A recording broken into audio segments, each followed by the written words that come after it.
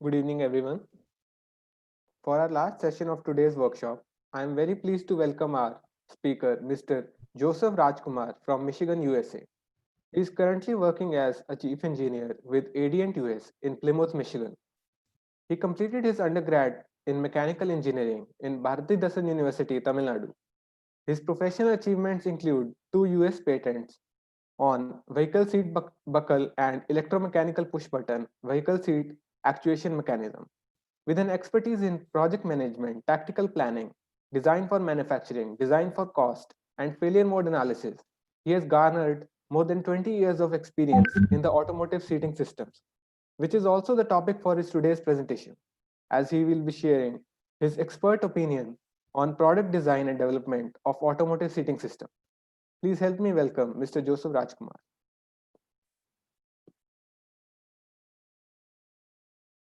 Hear me okay? Yes, sir, we can hear you, sir. Okay, Yes, sir. excellent. Let me start presenting.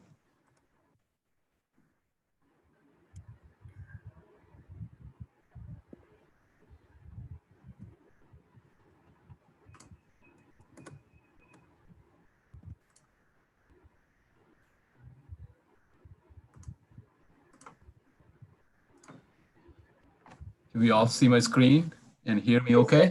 Yes, sir. Yes, sir. Excellent. Excellent. Thank you. Thank you, VIT, and good evening, everyone. And appreciate the introduction, so I don't have to go through my introduction. Today's agenda is going to cover first of all, let me kick off with the scope of this session. Why are we doing this, right? And what is the benefit out of that? Then I'm going to go into the introduction to automotive seating system and dive into design and development as an overview. And as the last slide, we have like a key focus for the engineers coming out of college. What do they need to look for a brighter future? With that said, I'm gonna skip this slide because you guys have covered me. So my name is Joseph Rajkumar. I work for Adient. I have about 20 years experience in the automotive seating system. So I learned a thing or two that I wanted to share with all of you today. So going straight into the scope of this session. What's the purpose of this meeting today is just to kind of help an upcoming engineer leapfrog as soon as you graduate, like using a real-time product development and design and based on the real-time experience. So that's the purpose of today's meeting. So diving into what is automotive seats. Like not a lot of people, like everybody knows about seating, but not a lot of people knows what's automotive seating, what's so important about it, right? So automotive seating is a critical component in an automobile, right? Which provides safety and comfort to a consumer when they are inside the stationary or moving automobile.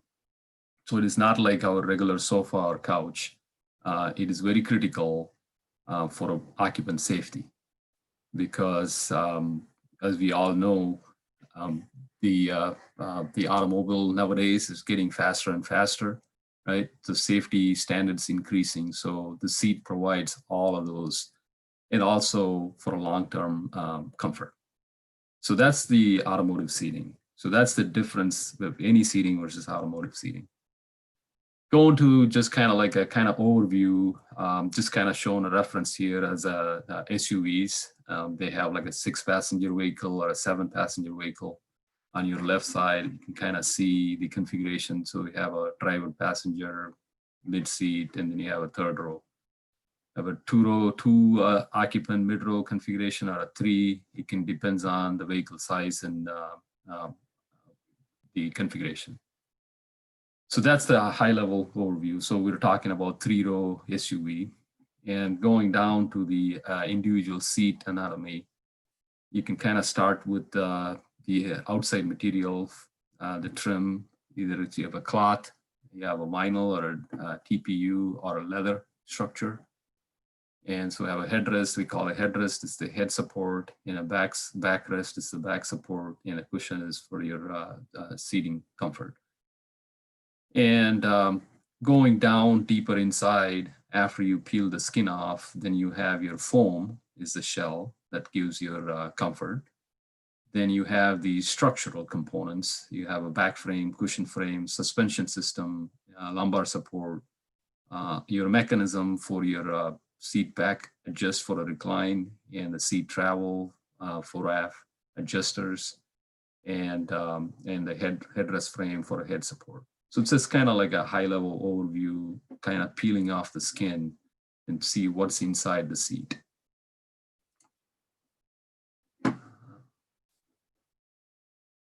So next, who are all involved in making of seats, right? So we call it Simultaneous Development Team, or SDT.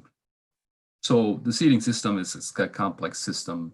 It's got various groups involved in making the seats, but everything starts with engineering. So the engineers are the nucleus of the seat design. Typically 3 to 4 members per unique seat design.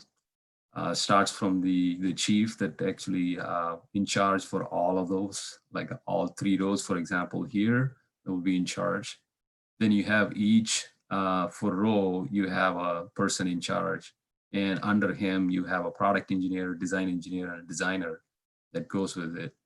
And that's kind of the engineering setup.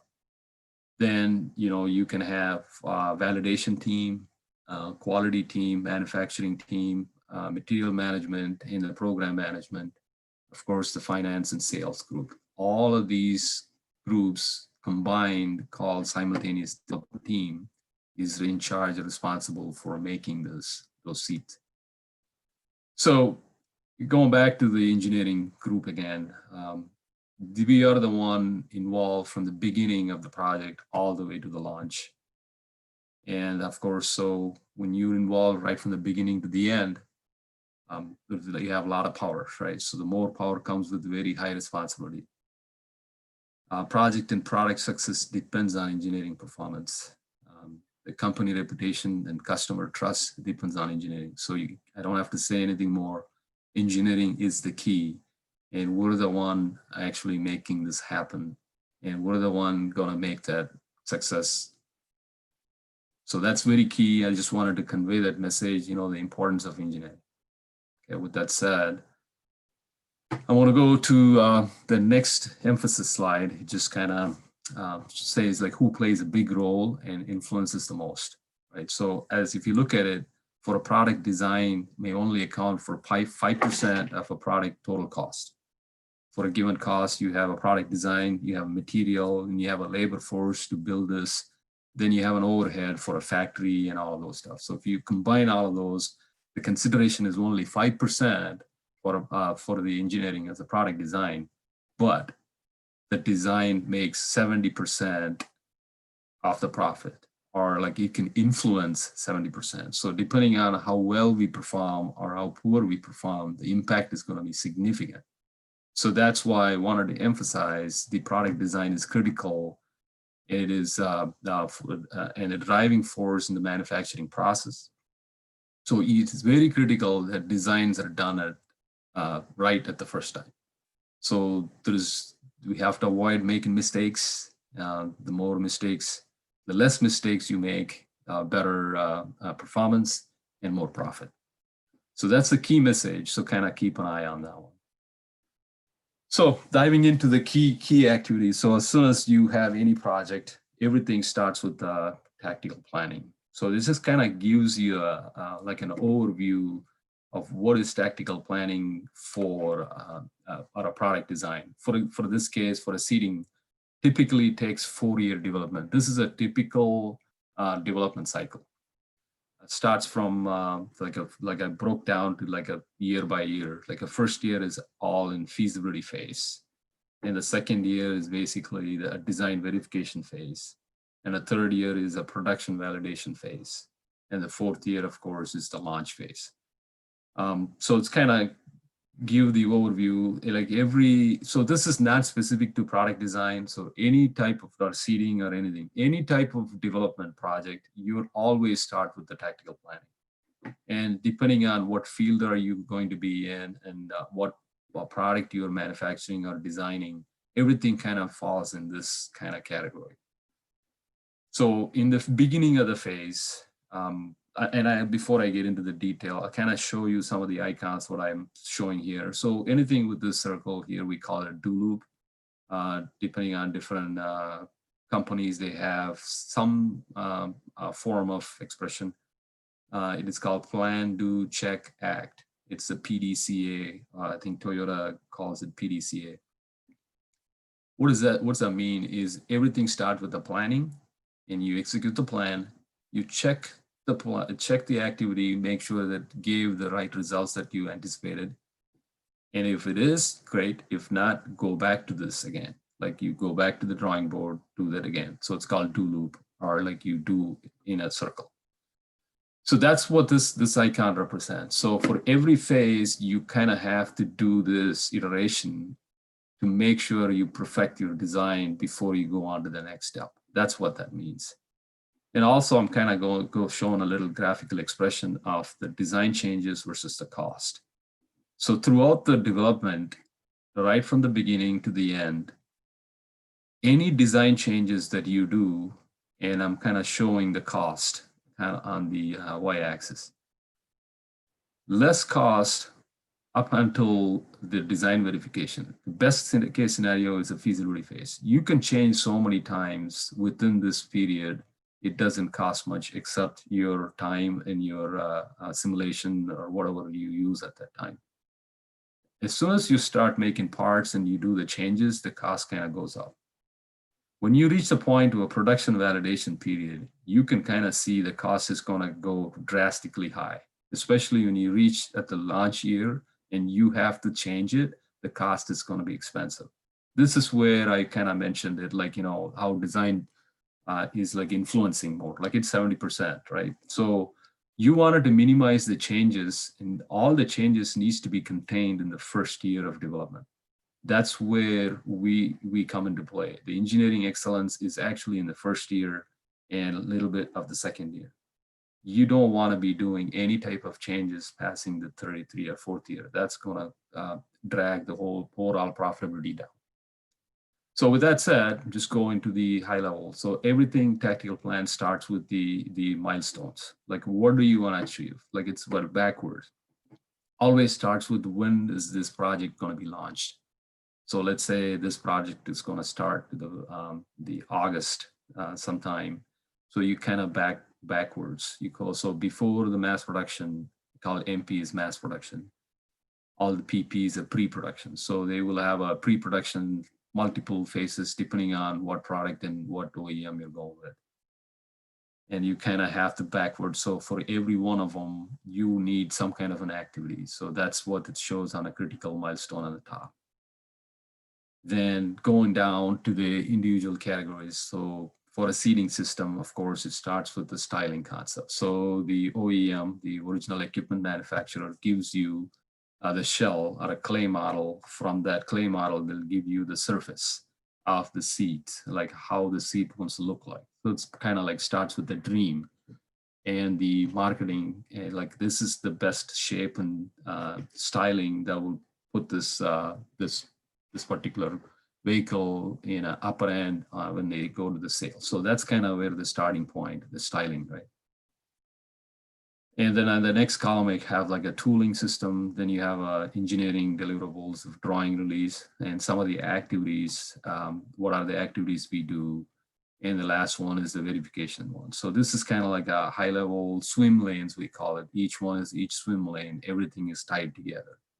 So if I simply walk one scenario, so right from the beginning, you get the styling concept that kind of drives into some kind of virtual mock-ups or like a one-off cut and weld sample to kind of do the feasibility of it. Is it realistic?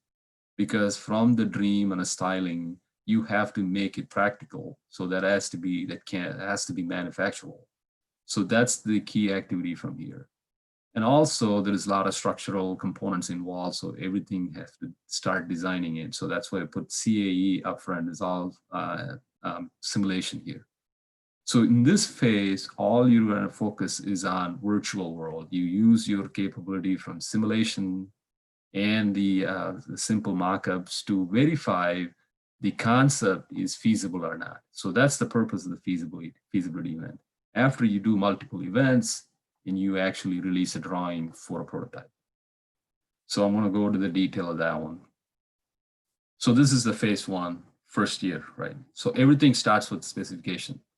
You have both OEM or a government regulation. That is the key one. So for example, from the OEM, you'll get a styling package and packaging requirements, functional requirements. The seat has to move 16 ways. The complex, high-end luxury vehicles have like 18 to 22 ways the front seat can move. Fore aft, side adjust, bolster, head, upper back, you name it, everything moves on a seat. So the more functional requirements is coming up nowadays. And of course, they have like a strict cost and mass targets, right? For a fuel economy and of course, affordability. So they always have this. And the critical safety is the next big requirements for the engineering development.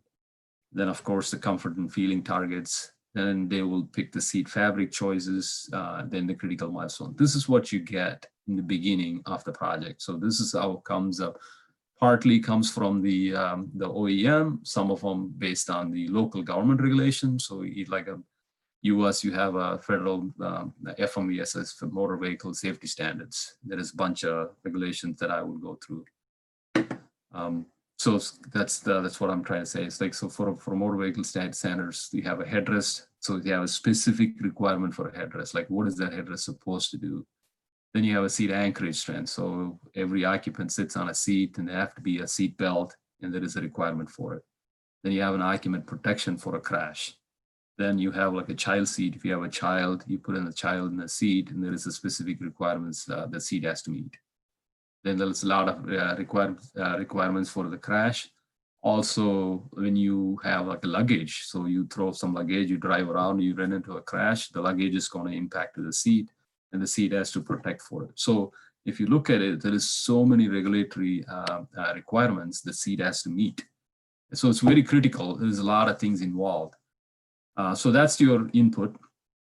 Then I'm kind of showing some examples for the OEM requirements, what they give you when you start. So they'll give you a styling surface, like a shell, if you will. Then they will give you a packaging requirements for a 3-row SUV. They will say like, okay, where there needs to be, and like a stadium arrangements or flat arrangements. They have a multiple different arrangements and they will give you like an overlay or a layout, if you will. And they give you the hitch point. Hip point is basically, that's like a hip bone center point. That's kind of the reference for any seat, the seat reference point. That's where the occupant sits for that particular location. And that's how you start your packaging. And based on the features and specifications, you can kind of see the materials, the device, what kind of like a power device or a manual. Then you have like some of the comfort features, like how many adjustability, whether the second row seat has to fold for the people doing ingress and egress. It needs to be fold and tumble, moves out of the way. There is a lot of functionality requirements. Everything comes in. I don't want to go to the detail, but just kind of give an idea what this is. Then going to the regulation. Basically, this is the government regulation. I'm kind of giving you a high level critical regulatory information. So this is called, this is a US regulation. It's a 210, which is basically, you can kind of see that represents the human as a torso and a hip band, the mass and CG during the crash, so there is a specific requirement, what's the load the seat has to hold during that event. So that's the, this is but a statically verifying that. So it is actually a static load case. Then you have the impact. So let's say the occupant on a second row head hits the front row. So you have to have the energy absorption requirement. So you don't want to hurt the occupant during the crash. So that's called 201. That's for headrest impact.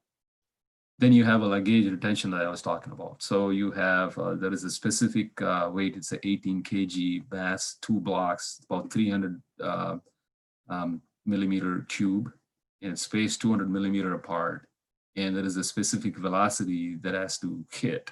and the seat has to maintain certain distance. So you don't want the seat to completely fold and box flying off, and the seat has to resist and takes the energy. And the last one I have here as an example is the occupant crash. So with the occupant, so person in the seat with seatbelt engaged and the car crashes it, you don't want to be thrown out of the vehicle. That's why it's very critical. You can hear it. People say, wear the seatbelts. So if you wear a seatbelt, all the load goes into the seat in the vehicle, and the seat has to hold the occupant in place during the crash. So this is kind of the high-level critical load cases that will determine the structure of the seat.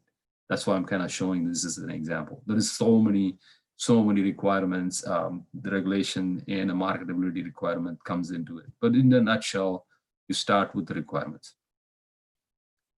Then you go into the occupant packaging work. So this is where the designers and design engineers involved to take the information from the OEM and you go into the drawing board.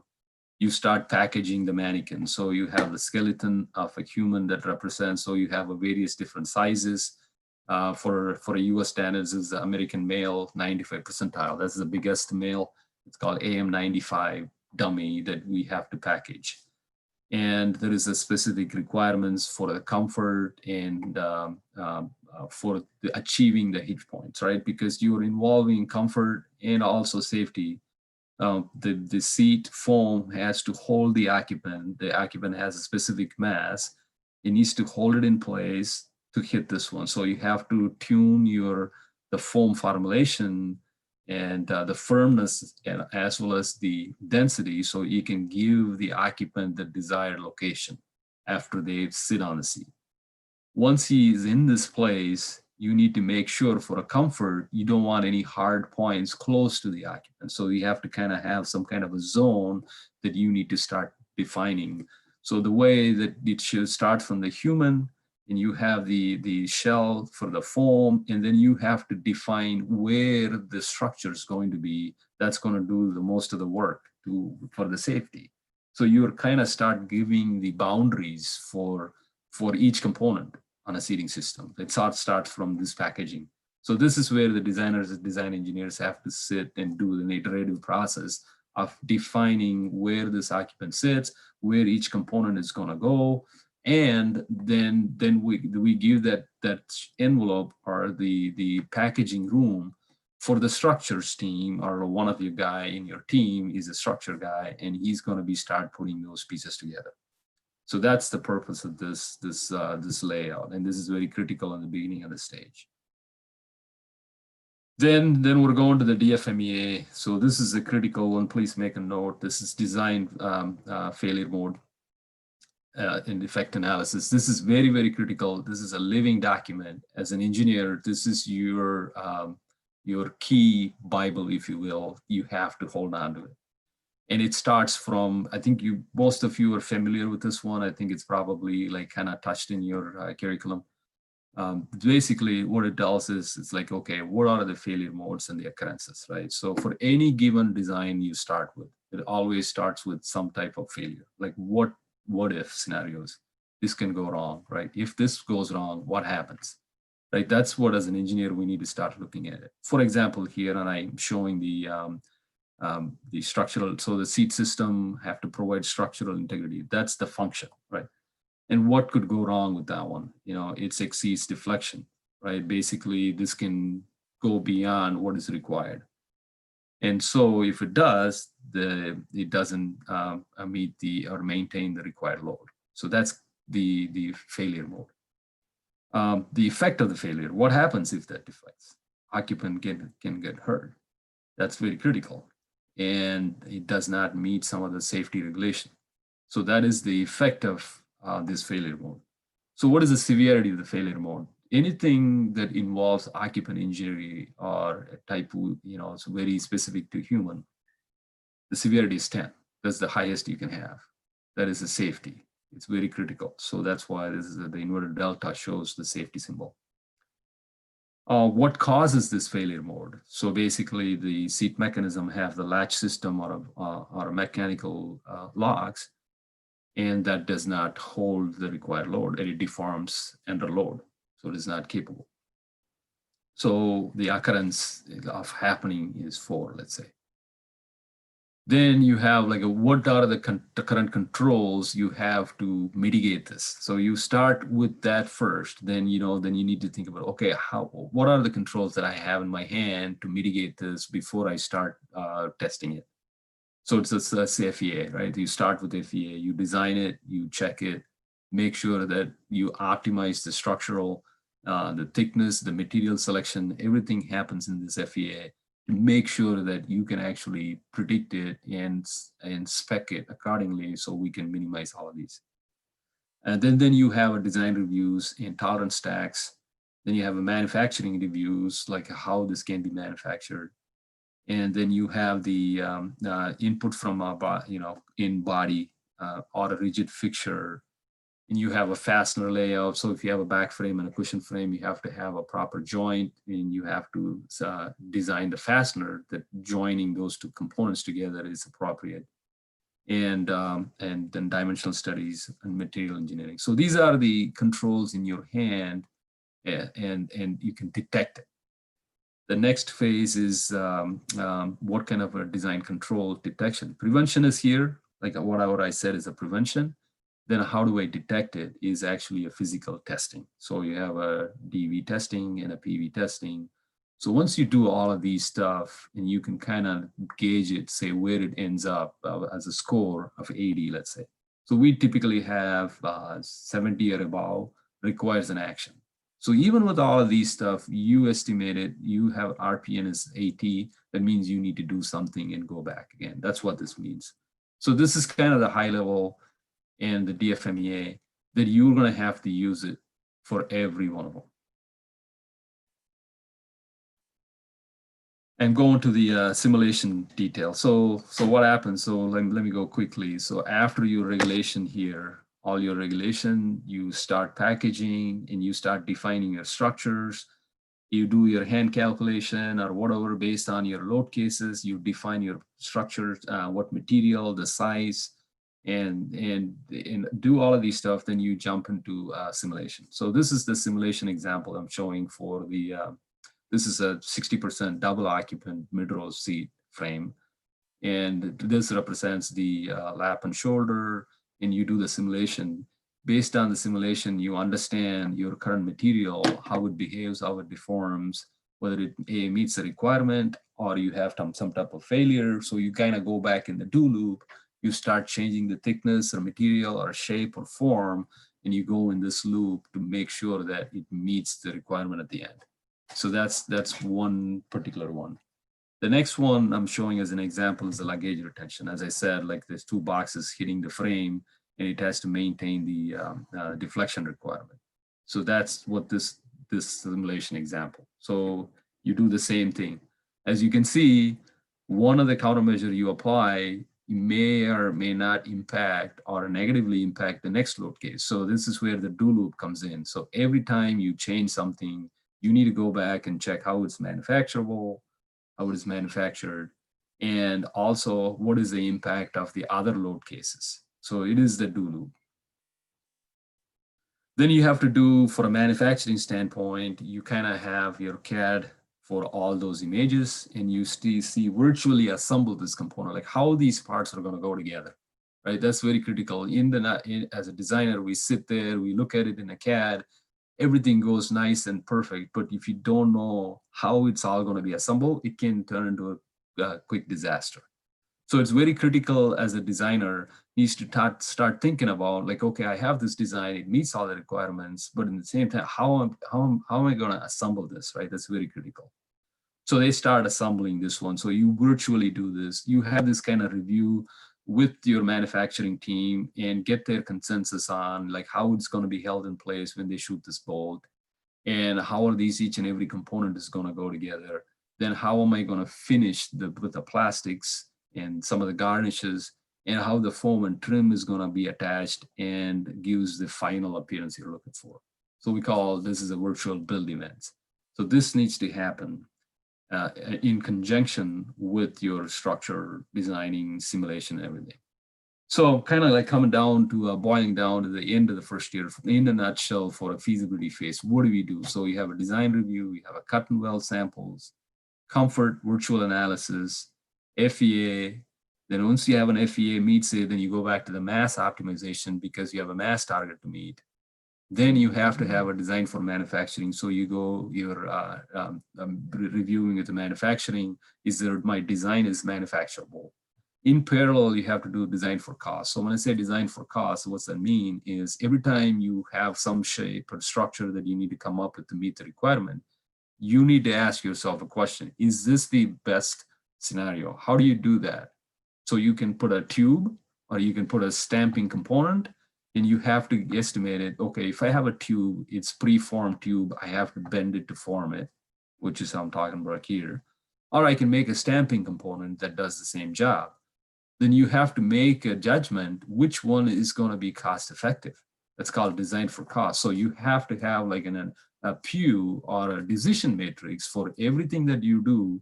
You need to start put a matrix together. Okay, I can make it on a tube, I can make it on a stamping. Okay, which one is easy to manufacture, cost and time. You put those for every one of them. It's decision analysis. You do that and you pick the best that gives you a cost and a mass for a design. So this is where I said it's very, very critical. I kind of summed it up in 15, 20 minutes, but it takes almost a year to come to a conclusion because this takes a lot of time. You change one, it impacts all of them. So that's why it's called PDCA. You go in a loop. At the end of the first year, you have to optimize this entire circle and you're going to give this as an output. So as an end of first year, you have a feasible model. You have a structure that it's going to meet the regulation and the requirements, and the foam and trim, and that gives you the occupant support and comfort. So at the end, you're going to give a bills of materials, component drawings, assembly drawing, CAD models, virtual build, and fastener layout and a well layout. And this comes to like that's the end of first year that you have a good understanding and you have a good design that will meet your requirement. That's the end of first year. So now we're going to the phase 2 of the project development. So this is where it's getting a little bit interesting. As a designer, you work everything on a virtual world in a CAD. We haven't really seen the part, how it's made and, touched. So this is the exciting part. We kick off based on the previous output. We go to the production, a prototype. So you go make a component because some of the critical load cases structures, you have to verify it, right? Now we're in a design verification phase. You designed it in virtual world. Now we're going to the verification phase. Kind of showing an example of that, the simulation that I showed, this is a real-time example. This is one of the model we worked on, 2013 launch. So you can kind of see it starts from the weld fixtures, some of the weld of the assembly, and the prototype physical component, and you make a seat out of it. So this is the prototype phase. You take your CAD and a drawing and convert it into physical component. What this will give you at the end of this event is the confirmation of our design intent. So whatever you put it on your feasibility, can you really achieve it? And you can minimize or address most of your manufacturing problem. But once you start getting a real part in hand and you start putting pieces together, that's where you're going to get your build issues. That sometimes the part might not go together. So you have to change it, you have to tune it, and that's what the purpose of that. Then the part manufacturing concern. So you sat with the manufacturing team and you did the best you can for the forms and the shapes. But when you start actually manufacturing, there will be something that you're going to be learning, and there will be some issues that's going to come up. And at the end, as a component, you have to always think about it needs to be mass production. So it is not a custom build. You think about each component, each seat have to be produced in 60 seconds. Like every minute, you have to have a seat coming out of the line. So that's the speed that needs to be produced. So you have to look at it like a build efficiency. Did I do it right, such a way that it can be produced in 60 seconds? So that's the scope that you're going to learn or you're going to go through in this phase. Then you take that part, you you confirm, yes, you can make it, or you have a running list of issues that you need to address. In parallel, you're going to start breaking parts. So just like I showed you the simulation, now this is the virtual, that was virtual from the physical. So now I took the same part that I designed it and confirmed in a FEA, and I'm going to verify it that I hit the same result. So this is the example of a physical test. You actually apply a load, you break the seat, and you start understanding the behavior of a failure. Is it same as the CAE? Is it meeting the requirement? And you understand all of those stuff. So this is the static load case, and this is a dynamic load case for the box, the luggage retention that is an example. Once you do that, what this gives you, it's basically gives you all critical tests conducted and met the requirements, and you understand the limits of the design, the failure modes, then also gain confidence in design as well as the FEA predictability, right? That's very critical. And this is where you establish the correlation between the CAE to the physical part. This is very, very important because any changes that you do, you don't want to make a part and test it. That's going to be very expensive. So you're relying on the virtual simulation. And you need to gain confidence of a simulation is actually predicting properly, right? So this is where the first correlation factor. So you establish the correlation factor from FEA to the physical part. Because as you know, everything has some limitation. You're going to have to establish this one. So this is very important. Then you understand that if you have any failures or anything, you go to the root cause investigation. So if the structure did not meet the required load, why? Then you go to the investigation process. What went wrong? What are our assumptions? Why this is not giving the intended result? That's the mode. Then you have to say like, what can I do to fix it? So after you establish the simulation correlation factor, then you can go to your investigation. Then you identify, let's say you pick the material, it's a 340 steel, and the yield is not good enough to take the load. So you need to bump up to 420, 490, or whatever the next grade material. Then you, instead of going make the parts, because that's going to be time consuming and expensive, so then you're going to go back to the FEA and you change the properties and see the delta improvement. So that's the activity that you're going to be doing on a design verification. Now, once you do that, you're going to come back to your DFMEA. As I said, that's very important, and it's a living document. So you're going to go back and say, okay, I did the test, and who did it, how they did it. And you actually go back and update your DFMEA and bring your RPM to 40. So this completes the cycle. Okay, I identified my failure mode. I did everything in my control to prevent it, and I checked it. I still have a problem, and I went back and I countermeasure it, and I brought this the occurrence lower, and that way I am good for this design. That's the end for the design verification. So I just kind of rushed it through because the timing, but in a nutshell, if you look at it, you take the design, you make the parts, you verify the design is feasible, I can manufacture it, it meets all your requirements, you check it. If any one of those doesn't meet or did not achieve the desired result, you go back to the drawing board and you have to do the do loop again here. So in a nutshell, at the end of this phase, you get a DV test summary. You have a manufacturing summary and reports. If there is a problem, you got to fix it. And you go back and confirm. And all your functional requirements have to be verified. And your appearance and the comfort needs to be checked.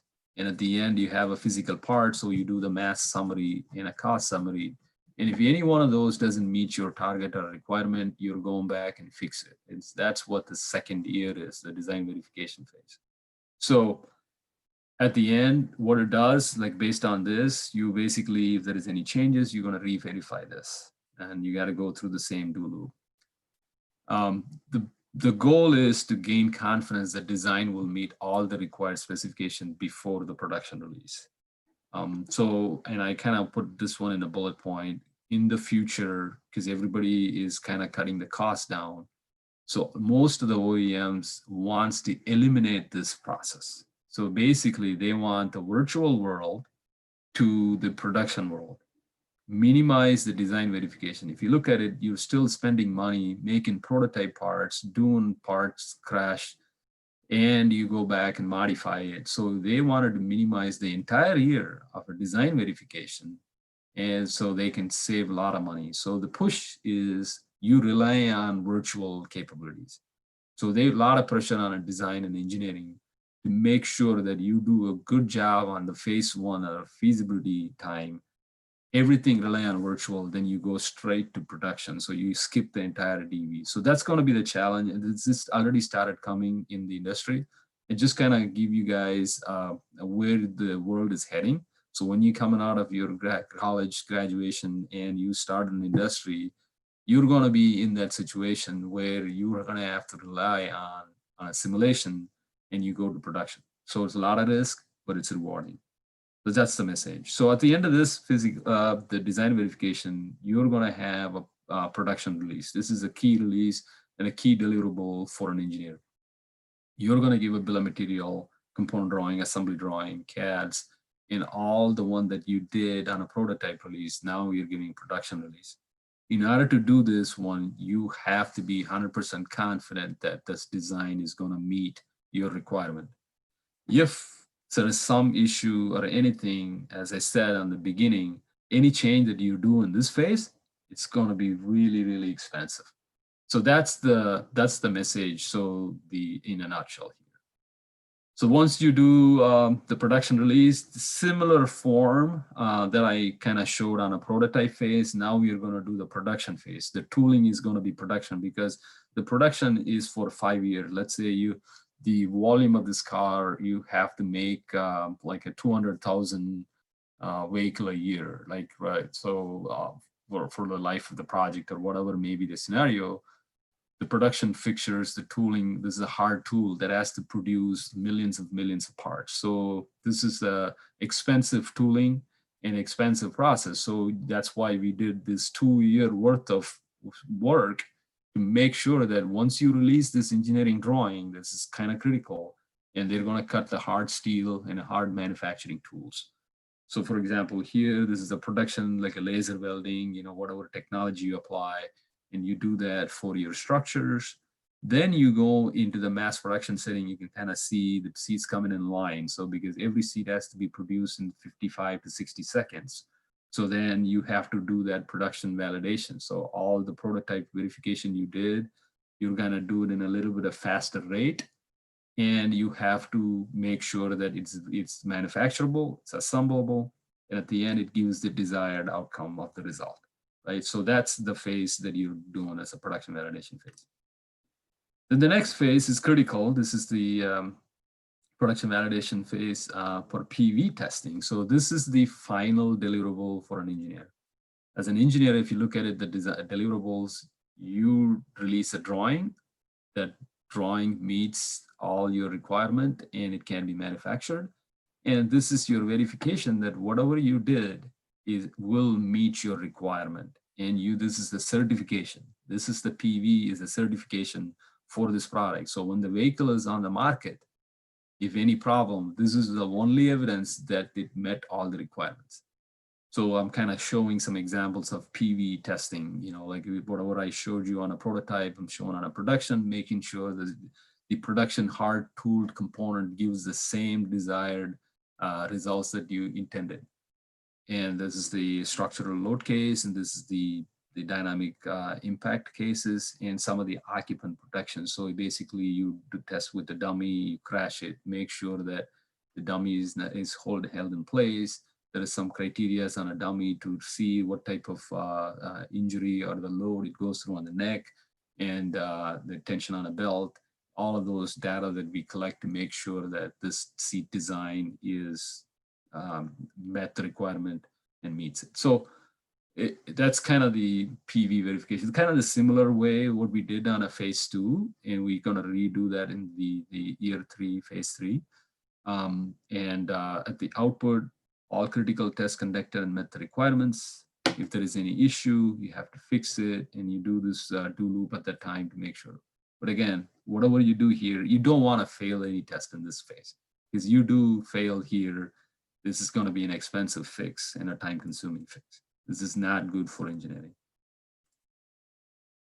Again, going back, our PFMEA, like you did DFMEA, and you just do that same loop again, make sure that, you closed it. So as I said, this DFMEA is something that you're going to live through it for the entire development. Closing loop as a nutshell, same as DV. We did the PV, same PV test, manufacturing, functional, mass, and cost. This is kind of the final closing book that you're going to give it to the project team. Re-verify the change points in production tool modification, confirm via PV testing. So again, I'm just kind of mentioning here, any changes at this juncture is very, very expensive and time consuming and very risky for mass production, because of some of the changes, the hard tool change, you may, the timing to change is going to be too long and you're going to jeopardize your launch date. So this is very critical. You don't want to have any type of failure at this time.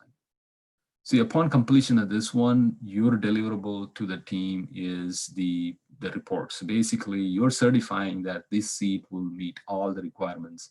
And that's the report, the stack that you give for the OEM saying you did everything and here is the certification. Then you do, of course, update your final assembly drawing in a CAD models that goes into a vault, and that's the actual design of record for this project. So that's kind of the sums up the year 3 of it. So I know we're pretty close to maybe I exceeded my time. I don't know. I didn't really keep track of it. Just a summary and a takeaway. The focus is feasibility phase and a design verification phase. As I said, the first 2 years is very, very critical. Changes during this phase is easy, simple, and cost effective. Do it right at the first time. That's the message, right?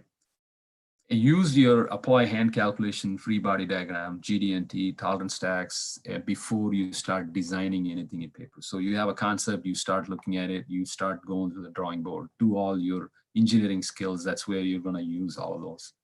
Use virtual simulation builds to confirm design before physical testing. Pay attention to details, think of the failure modes, keep DFME as a working live document throughout the development process. Thinking of how does it get manufactured while designing is very, very critical. How part looks in a CAD does not mean it can be manufactured, right? Verify the physical test setups and process to make sure it follows the internet. So you don't just give like, hey, here's the thing, the test engineer go test it and tell me. As a designer, you're responsible and you have to verify to make sure that setup is done properly, the verification is done properly, because it's critical. If there is some errors or mistakes, you're going to be chasing your tail, fixing that it doesn't really exist. Take your time and perform a proper root cause analysis. Control the urge to address the failure, what you see, go after the root cause. So with that said, as an engineer coming out of the college, what are the areas that you need to focus is like, be strong in your mechanical engineering portion, like a free body diagrams, the strength of mechanics, and understand the materials and the structural integrity. Do the GD&T, understand what is GD&T, how, so that help you on the manufacturing side of it. Then you going back to the, people interested in CAE, FEA, that's going to be the future, right? So there is a lot of people rely on simulation. Then as a product development guy or product engineer, you need to focus on a lot of problem solving skills. There is so many problem solving, the text or the methods available in the market. Pick one and learn about it. One example is the Kepner and Trejo's, one of the famous problem-solving tool. It solves a lot of complex problems. So focus on that, because as you can see, anything that you do in your life, not just the product design, you're going to run into problems. And if you have the methodical approach of solving problem is very, very critical, you can kind of like, control your urge to jump into conclusion, dissect the problem, understand the physics behind why it is happening. Once you do that work up front, then it'll give you a list of options that what you can actually tune and dial to fix it. Then you can go back and pick best one to solve it. So kind of rushed a lot of things through, and I don't know how I'm doing on my time. Dr. Elson, do we know am I on track or I'm overshot here? Yeah, we are on track, sir. And like Dhanush too. Okay, I'll then. I think I'll then finish the session. And Sir, there were some questions from the audience. yeah, sorry. Yeah, you go Yeah, ahead. yeah. The next one is question and answer. So feel free and see what I can answer. Yes, sir. So Jivan is asking, sir, what is the process for material selection in the feasibility stage and how does it impact in phase two? Okay, that's a good question. Good question. So let me go quickly. So again, it comes down to the requirements, right? So you have a packaging requirement that tells you the occupant comfort and everything. So then you have the area defined for your structural component. For I'm picking a structural component as a key structure, right? So now you have a space that you need to work on. With the given space, you need to come up with the shape of the component that holds all the required load. So that structure, whatever you're going to come up with, it needs to meet all these loads. So you have to start thinking about, okay, I have given this area that I need to work with. When I have this area, how am I going to come up? So then you have to have a shape of the part that fits into this area. Once you have the shape, you have your boundaries are set. Now I can pick a steel 1010 to what's available. You can go to the exotic laser blank welded varying section and material, or you can have a simple tubular structure. So you can have the array of material that can fit into that area, the shape. Then what you're going to do is the pew, when I say the decision matrix, and okay, so here are my boundaries. If I go with the cheaper, softer material, I have to have a bigger section to take the same load case. But I don't have the room to put that section. So your section is going to determine what type of grade of material that you need to select. So it's basically your boundaries and the load requirement is what dictates what material that you need to apply. And once you go to the range, then within that range, you will have a multiple options. So let's say this structural component on a back frame have to take the 17 kilonewton of a bending moment. Then you can kind of define your shape and structure and the material choice. Then you go, okay, well, still not enough. Or I can go dual phase material because then I can go thinner because you have a mass constraint too. So if I put a steel with a 4 millimeter plate, or I can go with a dual phase 980 steel with a 1 millimeter thick. And you create a clever way of boxing it so you can kind of use the mechanical section property to support then actual brutal thickness of the part. So this is the loop that you're going to be doing this stage that gives you an option to go pick what you want, and you have to go through the decision matrix. Okay, I have 550 steel with 3 millimeter, or I can go 980 steel dual phase with 1 millimeter. I have a mass benefit, but I'm going to hit with the cost. So these are the stuff that you need to do up front and find the best and an optimum design out of material in this stage. Did I explain? Okay, you follow? Yes, sir, that was fine. So another question from Shivani is that up to what extent mass customization can be adopted in seat design and what are the possible variants? Good question. So as you see, I mean, anything when I say in the requirement is very critical, right? But it's always the trade-off that you need to make to that point. So going back to this area here, so you have a given time. So the project is not like, infinite. Like, you can sit and just do the science project for like 4 years and you still won't be happy. So that's why the project management comes in, the PMs, and you have milestones you have to get. So you have 1 year that you need to define it. And you need to do your math. So everything starts in your requirements. What is the priority? Cost is the king. then what is the next priority? Mass. So we can have some trade-offs. So you need to understand which one is critical. Some OEM would say, I don't care about the cost, but the mass is critical because that needs to stay within certain vehicle mass category to be sold in a different group. So they might say, if I wanted to trade off between mass and cost, they'll say mass is a king or a cost is a king.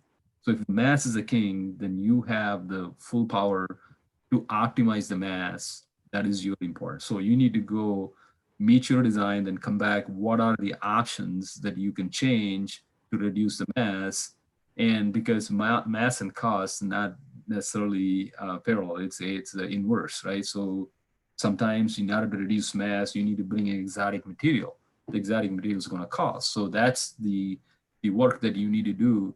It'll be challenging, right? It is not an easy. Anything that I say here may sound pretty simple and easy, but that's what we live for. Like engineers, that's what we need to do, and that's what we're going to be doing, is go in a loop and understand. So what is the target? So always when I say target, everything has a tolerance. So mass target, let's say this seat has to weigh 21 kg. Usually you have a plus or minus 5%. So in the virtual world, you think 10% because you don't really have, if you have a welding joint and you don't really design a weld as if it's in real world. So you always have some tolerance. So when you in this phase, you start with, for us, we kind of start with a 10% margin. So if you have a 21 kg target, you design it to plus or minus 10% of it at this stage. Then when you go to the prototype phase, you do that and you actually physically measure those seats and the components part by part and compare against the virtual, and you gauge it. In this phase, we expect plus or minus 5%. And if there is anything problem here, then you go back and change the gauge or the thickness or find the lightweight material, and you go back and optimize it. So if you change the mass, you change the section, you change the thickness, you're going to have to re-verify all of those stuff. So rely on the virtual capabilities, use the CAE to optimize it. There is a lot of optimization run on a simulation available now. And that's just a matter of you give parameters, it goes through some Monte Carlo combination to give you the best configurations. So there's a lot of tools available to help you make that, but you're going to be relying on that first phase plus or minus 10% range. And then you go to the physical prototype, plus or minus 5% range is the target. Hopefully I explained it. Yes, sir. Yes, sir. It also covers another question, which was like, how can we increase the ergonomics and more comfort for longer drives? As in the end, Yes. it's kind of a trade-off, sir. And Yeah. is there anything as the most dangerous seat in a car, sir? Say it again. Which one? The most dangerous seat in a car. Someone is asking which is the most dangerous seat in a car. Oh, most dangerous. There's nothing is most dangerous seat in the car. If we classify some of the seat as dangerous, why would we even people buy and sit on it, right? Yes, sir. Right. Seats is the most safest seat. That's what our job is. So So I can really come and comment on, if you are not wearing a seat belt, any seat in the car will be a dangerous seat. exactly. So use the features that we provide on a seat to keep you safe. So if you use all the features, and I remember back in the day when I was in India, growing up, first thing we do when we bought a brand new car, we just tear that seat, go to some third party custom fitter, change everything, tear it down, put a new stuff in there, and it's almost like a couch. We drive around like that. That was like 25 years ago. So you don't do that anymore. Seat design, as I said, how complex and how critical, there's a lot of money and engineering went into it to not alter that. And as soon as you alter something, you're compromising the safety features of the seat, then it'll become a dangerous seat. So it doesn't matter where you sit. If you alter something, that is a problem. So Yes, sir. there's no such thing as a dangerous seat in a car. Every seat is designed to take care of certain things, especially depending on the region, like in US, this driver seat, because you don't have like so many people in a car, like one person in a car, so the driver is interacting much. So the driver seat will have a lot of features, but all the seats are equally safe. So we have to treat that like occupant sitting for each row. have to meet the regulatory requirements. So I wouldn't say there's anything dangerous, but everything is safe. Use the safety features on a seat, and most functional seats are front seat usually, because that's where the because every car has to have a driver. The driver is the one sitting in a car and going for a long ride. Of course, in some other region, drivers are chauffeur, and the second row is most comfortable because people on the second row, the customer sits on a back seat all the time, so you have a comfort and ergonomics requirement is different in those regions. For example, in the US development, the front seats is the most comfortable, ergonomic, and long-term durability. So we define the foam and trim such a way that the occupant, the owner, is the driver. That's the system and a culture here. But if you go back to China and India and other region, we hire a driver and we sit on the back and enjoy the ride. So then the requirements are slightly different. The second row seats will have more features and comfort requirements, so the consumer can enjoy the ride for a long time. It's kind of like covered both the questions, I'm assuming.